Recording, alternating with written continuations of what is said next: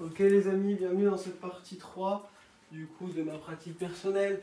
Le but dans cette mini-série c'était que vous puissiez pratiquer un petit peu avec moi de manière tranquille, voilà un peu le genre de pratique que je peux faire en dehors des cours que je vous donne. Le but c'était de partir sur une pratique pas trop longue et de la diviser en plusieurs parties pour que vous puissiez, voilà, pas que ça fasse une vidéo trop longue et que vous puissiez voir un petit peu en différentes étapes à quoi ressemblent un petit peu de mes pratiques, sachant que ça varie toujours. Je prévois jamais ce que je fais pendant ma pratique, je fais en fonction de ce dont mon corps a besoin. Voilà, donc on avait fait dans la première partie un petit peu des échauffements, quelques pranayama vraiment rapides, une très légère méditation, très courte, quelques salutations, non même pas, non c'était arrêté à la fin de l'échauffement. Dans la partie 2, là on a fait quelques salutations au soleil, quelques postures debout et assis, vraiment tranquillement, rapidement.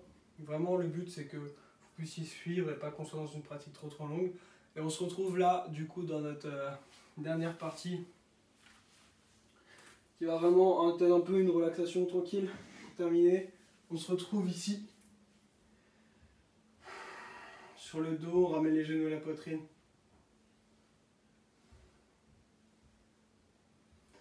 Je ramène seulement mon genou droit à la poitrine, je attrape l'extérieur de mon genou droit avec ma main gauche, je viens faire un twist.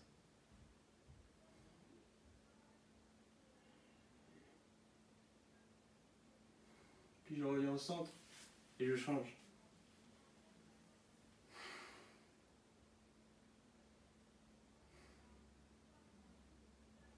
Encore une fois de chaque côté.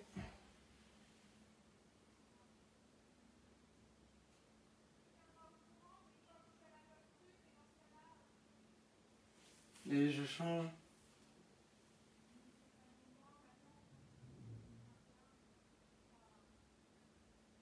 Je ramène les deux genoux à la poitrine, puis je viens en Happy Baby. Soit les mains à l'intérieur des pieds, soit à l'extérieur.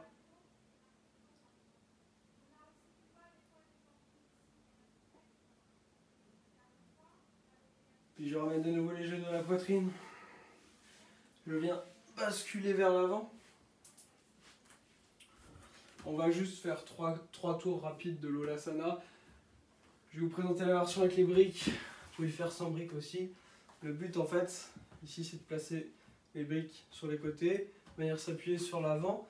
Et je vais venir d'abord ramener tout le poids du corps dans mes pieds pour décoller d'abord mes genoux. Et une fois que je suis là, si je peux, je décolle mes pieds. Ok ? Donc moi, je vous ai montré avec les briques, c'est un petit peu plus facile. Vous pourrez gérer la hauteur. Je vais le faire ici sans les briques. À vous de voir ce dont vous avez besoin. En tout cas, pour bien protéger vos doigts, ancrez bien les mains dans le sol. On est parti pour 5, 4, 3, 2, on repose. On va encore faire 2 tours.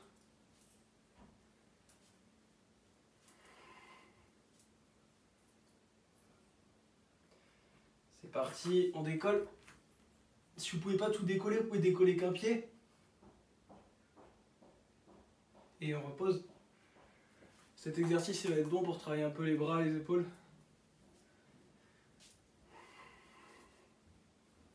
On va aller faire un dernier tour, je vais le faire avec les briques. Pour que vous puissiez voir l'autre version. On décolle d'abord les genoux, puis peut-être un pied, peut-être l'autre, peut-être les deux. Il y en a pour 4, 3, 2, et lentement on repose. On va se faire juste quelques secondes de Ploutihi. Si jamais vous n'arrivez pas au lotus, vous pouvez le faire en demi-lotus. Si vous avez besoin des briques, ça va être plus facile. Faites-le. Et on vient décoller.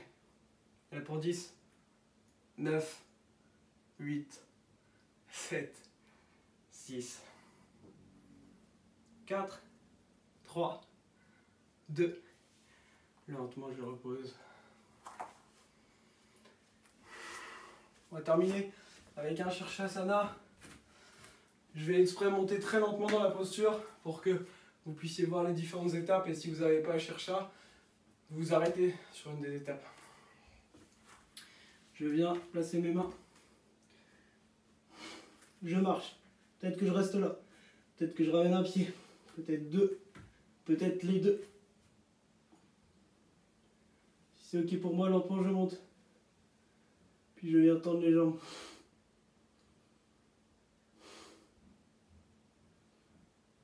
On essaie de rester 15 respirations.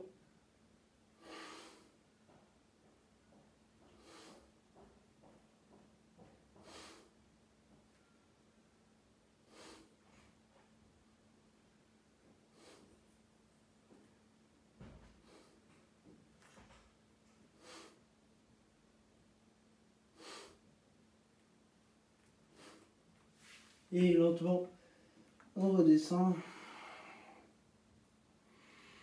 Je suis resté une dizaine de respirations. Contre-posture, la posture de l'enfant.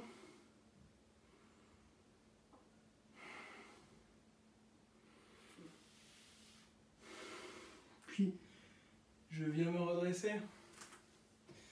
Et on vient en Shavasana. Ce que je vais vous proposer aujourd'hui là, c'est de faire un Shavasana très court. Puisque si vous m'avez rejoint juste pour cette vidéo, pas besoin de faire un grand Shavasana. Si vous avez fait toute la pratique par contre des autres semaines et que vous enchaînez et tout, je vous invite à mettre pause pendant la vidéo et faire un Shavasana plus long si vous en avez besoin. Moi je vais juste rester une petite minute ici. Paume de main vers le ciel, les pieds relâchés. Mais sachez que Shavasana est extrêmement important. Il ne faut jamais le louper. Et restez dans le Shavasana, gardez les yeux fermés. Et vous avez juste à vous laisser guider par la musique qui va arriver. Cherchez à relâcher tout le corps, du bout des pieds, jusqu'en haut de la tête.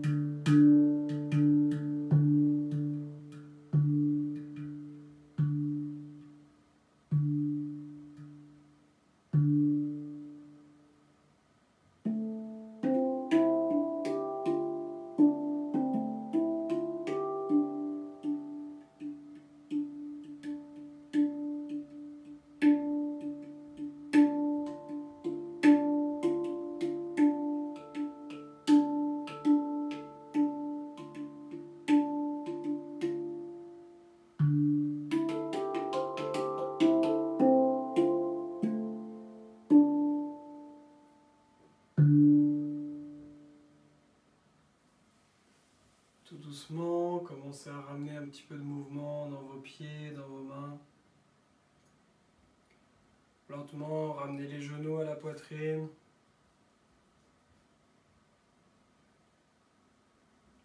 Puis venez vous rasseoir sur le tapis. Gardez les yeux fermés, inclinez la tête. Continuez à vous laisser bercer par la musique en gardant une image, une pensée, un mot positif en tête pour le reste de la journée.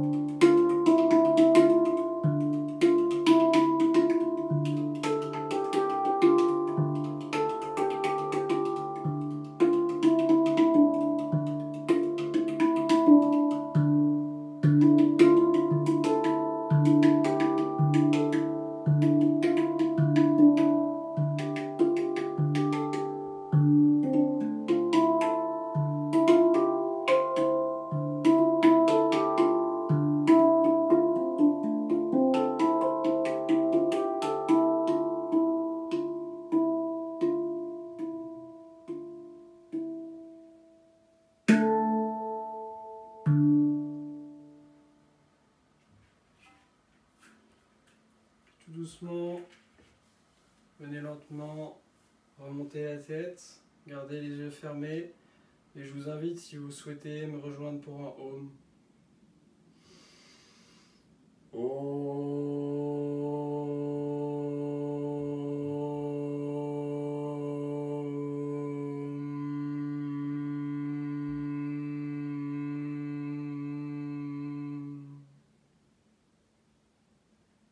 Réouvrez lentement les yeux.